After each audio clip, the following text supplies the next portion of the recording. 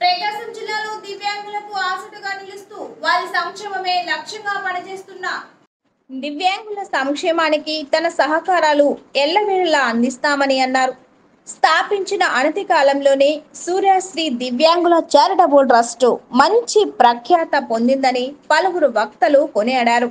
ఎంతో మంది దివ్యాంగులకు ఆసరా కల్పిస్తూ ట్రస్ట్ వ్యవస్థాపక అధ్యక్షులు మండవ మురళీకృష్ణ ఉన్నత శిఖరాలను అధిరోహించాలని కోరారు. ఈ కార్యక్రమంలో రిమ్స్ వైద్యశాల పర్యవేక్షకులు శ్రీరాములు, నవ్యాంధ్ర రచయిత్రులు సంఘ అధ్యక్షురాలు టి అరుణ, మహిళా కమిషన్ మాజీ సభ్యురాలు T Ramadevi, doctor Kamalahasin, corporator Malaga Ramesh, doctor Prashanthi, doctor Pragna, నగర అభివృద్ధి కమిటీ అధ్యక్షులు మారల సుబ్బారావు, కొల్లా మధు, ప్రజా గాయకులు, ట్రస్ట్ సభ్యులు నూకతోటి శరత్, దివ్యాంగుల సంఘ నాయకులు CH Srinivas Reddy, Kankanala Anjaneyulu, trust chairman Shaik Shahnaz తో పాటు పలువురు పాల్గొన్నారు. అనంతరం అతిథులను ట్రస్ట్ సభ్యులు ఘనంగా సన్మానించారు. ట్రస్ట్ వ్యవస్థాపక అధ్యక్షుడు మండవ మురళీకృష్ణపై ప్రజా గాయకులు నూకతోటి శరత్ ఆలపించిన గేయం ఆకట్టుకుంది.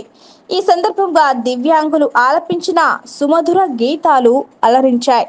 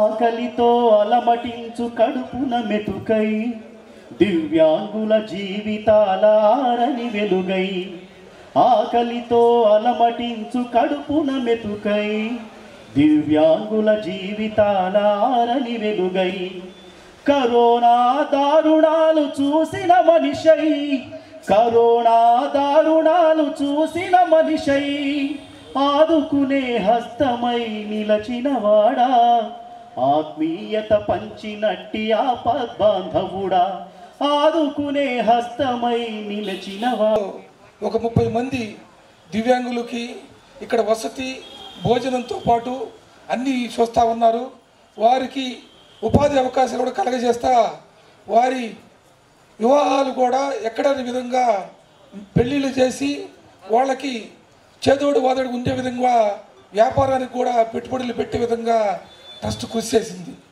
ప్రధానంగా చెప్పదగింది నాకు తెలిసి నేను ఈ 30-40 సంవత్సరాల కాలంలో ఒంగోలు నగరంలో చాలా ట్రస్టులు సేవా కార్యక్రమాలు చేసి చూశాను. ఈ 2 సంవత్సరాల కాలంలో ప్రతిరోజు ఏదో కార్యక్రమం ఈ ట్రస్ట్ ద్వారా జరుగుతూ ఉంది. ప్రధానంగా కరోనా కారణంగా ఒంగోలు నగరం జిల్లాలో చాలామంది ప్రజలు ఇబ్బంది పడుతూ ఉంటే ఫ్లెక్సీలు ట్రస్ట్ తరఫున ఏర్పాటు చేసి ఎవరైనా పేదలను ఏర్పాటు చేయడం, అట్లాగే కరోనా కష్టకాలంలో కూడా అందరికీ అంటే బయటకి రాలేకుండా ఫ్యామిలీ అంతా కూడా సఫర్ అవుతున్న సందర్భంలో వాళ్ళకి భోజన సదుపాయం కల్పించడము, అట్లాగే చదువుకునే పిల్లలు ఉంటే వాళ్ళకి ఎన్ఆర్ఐ సంస్థ ద్వారా వాళ్ళకి ల్యాప్టాప్స్ కూడా వాళ్ళకి ఏర్పాటు చేయించడము. అంటే ఒక్కటి కాదు, అంటే బాధపడే వారికి ఓదార్పు, శ్రమించే వారికి గుర్తింపు, బాటసారికి దారి చూపే మార్గదర్శకులుగా మన మండవ మురళీకృష్ణ గారు చేయూతనిస్తూ ప్రతి కార్యక్రమంలో కూడా భాగస్వామ్యం చేస్తున్నారు.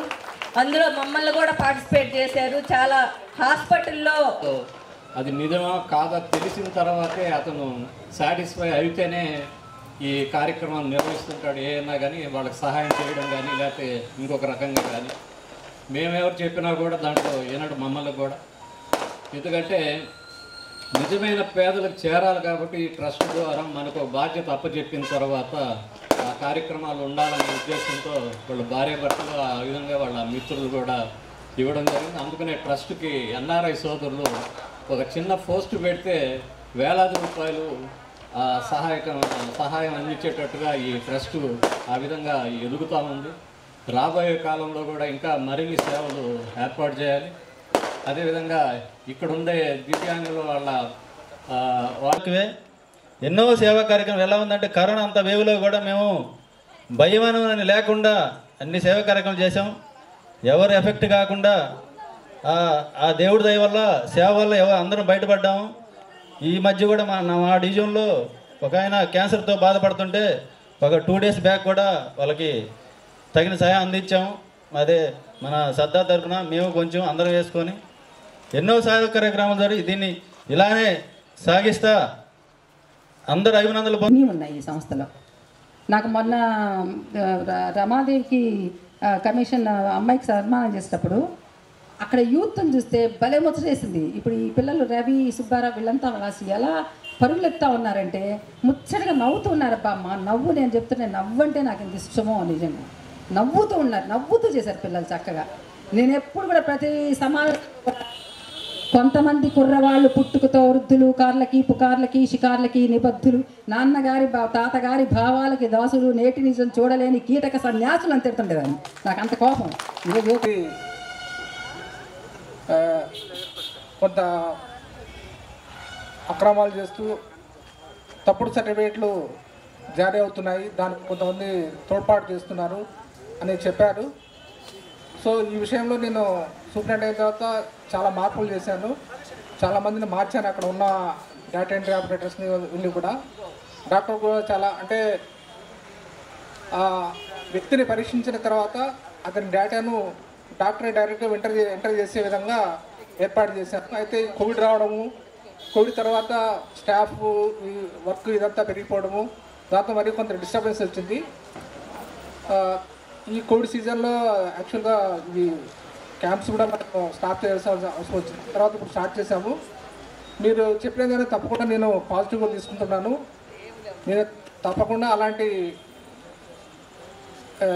వారి మీద చర్య తీసుకొని ఈ విధంగా ఏదైనా అవకాశాలు ఏమున్నాయి, వాళ్ళకి ప్రభుత్వం నుండి ఉచితంగా వచ్చే వాటిని వాళ్ళు ఉపయోగించుకోవాలనే తాపత్రయంతో ఆయన ఎప్పుడు ఉంటారు. అలాగే ఇందాక ఆయన ఎంతసేపు చెప్పినా అవే చెప్తుంటారు. ఆయన చాలా మీరు గమనించే ఉంటారు. ఆయన ఆపాల్సి వచ్చింది, ఎందుకు ఇంకా చాలాసేపు తీసుకుంటారు టైం అన్నట్లుగా. నిజంగా ప్రభుత్వం నుండి ఎన్నో అవకాశాలు ఉన్నాయి, తెలియని వారు చాలామంది ఉన్నారు. మరి ల్యాప్టాప్స్ కావచ్చు, టచ్ ఫోన్లు కావచ్చు, మరి ఇవన్నీ కూడా చాలా ప్రభుత్వం నుండి ఇస్తున్నారు. నిజంగానే ఆయన ఇందాక మీరు గుర్తించాలని చెప్పిన విధంగా నిజంగా సేవా తత్పరులు. ప్రభుత్వం నుండి అందించనివి వారికి దివ్యాంగులకు అవసరమైన ఏవో గుర్తించి వాటి విషయంలో వారికి సహకారం అందించినట్లయితే నిజంగా మీ మేలు వారు జీవితంలో మర్చిపోలేరు. నిజంగా ఇక్కడ ఆశ్రయం పొందుతున్నటువంటి దివ్యాంగులను ముందుగా అభినందిస్తున్నాను. ఇంత మంచి చారిటబుల్ ట్రస్ట్లో మీరు ఆశ్రయం పొంది మరి మీ భవిష్యత్తు కోసం మరి ఇక్కడ వాళ్ళు మీ భవిష్యత్తు ఎలా ఉండాలి, వాళ్ళు మంచి కళలు కానీ వాళ్ళ ఉద్దేశాలని మీ ద్వారా ఆచరింపజేసి మీలో ఒక క్రమశిక్షణని, ఒక డిసిప్లిన్ని రెగ్యులర్గా అలవాటు చేస్తూ మరి మిమ్మల్ని చాలా ఉత్సాహంగా ఉంచుతున్నారు. ఇందాక మన అరుణ మేడం గారు కూడా మాట్లాడుతూ చెప్పారు, స్ఫూర్తి అనేది దివ్యాంగులు చూసి నేర్చుకోవాలి. నిజంగానే ఒక పని పట్టుకున్నారు అంటే ఆ పని అయ్యేంత వరకు వాళ్ళు విశ్రమించరు. ఎందుకు నేను చెప్తున్నానంటే షహనాజ్ మేడం కావచ్చు, శ్రీనివాస్ గారు కావచ్చు, కలెక్టరేట్కి వచ్చారంటే ఒక పని మీద కలెక్టర్ గారు కానీ మేము కానీ ఏదైనా మీటింగ్లో ఉండి ఎంత బిజీగా ఉన్నా సరే ఆ మీటింగ్ అయిపోయేంత వరకు ఓపిక్గా వాళ్ళు వేచి ఉండి వాళ్ళతో పాటు తీసుకొచ్చినటువంటి దివ్యాంగులను కూడా వేచి ఉంచి అసలు చక్కగా ఎంతసేపు మేము మీకోసం వెయిట్ చేసామని విసుగు కూడా లేకుండా వాళ్ళు అసలు అక్కడ దాకా రావాల్సిన అవసరం కూడా లేదు. వాళ్ళ జేబులో నుండి ఇస్తున్నటువంటి డబ్బుల్ని మా ద్వారా ఇస్తే వాళ్ళు ఉత్సాహంగా ఉంటారనే ఉద్దేశంతో మాతో ఇప్పించాలని చెప్పి కలెక్టర్ గారి దగ్గరికి వచ్చి ఇప్పిస్తూ ఉంటారు కొన్ని సహాయాలని ఎవరన్నా దాఖలు చేసినప్పుడు. నిజంగా అది నాకు చాలా మంచిగా అనిపిస్తుంది. ఎందుకంటే ఇక్కడ నుండి వాళ్ళని తీసుకురావాలంటే ఒక ఆటో మాట్లాడుకోవాలి, కలెక్టర్ ఆఫీస్కి రావాలి, కలెక్టర్ గారి కోసం వెయిట్ చేయాలి, వాళ్ళ సమయం ఇవ్వాలి. అది ఒక నిమిషమే కావచ్చు, కానీ నిరీక్షణ అనేది చాలా ఓర్న వాళ్ళలో కూడా ఒక ఆలోచన రావచ్చు ఈ ఎక్స్పీరియన్స్ని బట్టి. గతంలో ఏంటంటే పెన్షన్లు ఇవన్నీ ఇవ్వాలంటే దివ్యాంగులకి ఎవరన్నా ఒకరు చనిపోతే ఆ ప్లేస్లోనే మనం అకామిడేట్ చేయగలిగేవాళ్ళం. కొత్త పెన్షన్లు అట్లా ఇప్పుడులాగా సాచురేషన్ మోడ్లో అప్పుడు ఉండేది కాదు. నేనేం చేసేదంటే యాజ్ ఎ సూపరింటెండెంట్గా ప్రతిదీ ఎవరెవరికి ఏమేమి అవసరం అర్హులు ఉన్న పేర్లన్నీ రాసి పెట్టుకుని ఉండేదాన్ని. మా ఎంఆర్ఓ గారు ఏం చేసేవాళ్ళంటే నాకే అప్పచెప్పేవారు అనమాట, ఎవరు ఎలిజిబుల్ ఉన్నారో వాళ్ళని అకామిడేట్ చేయండి అని. ఒక విఆర్ఓ వచ్చి రిటర్న్ చేస్తున్నాడు, ఒకళ్ళు చనిపోయారు మేడం అని రిటర్న్ చేస్తుంటే వికలాంగుల పెన్షన్ని. అప్పుడు పలానా ఉమారాణి అనే అమ్మాయి పేరు నాకు ఇప్పుడు కూడా గుర్తు అనమాట. వెంటనే ఆ కన్సర్న్ విఆర్ఓని పిలిచి మరి ఆ అమ్మాయికి ఇద్దాము, ఇమీడియట్గా ఆమె అప్లికేషన్ తీసుకోండి రండి అని చెప్తే మేడం ఆ అమ్మాయి 2 నెలల క్రితం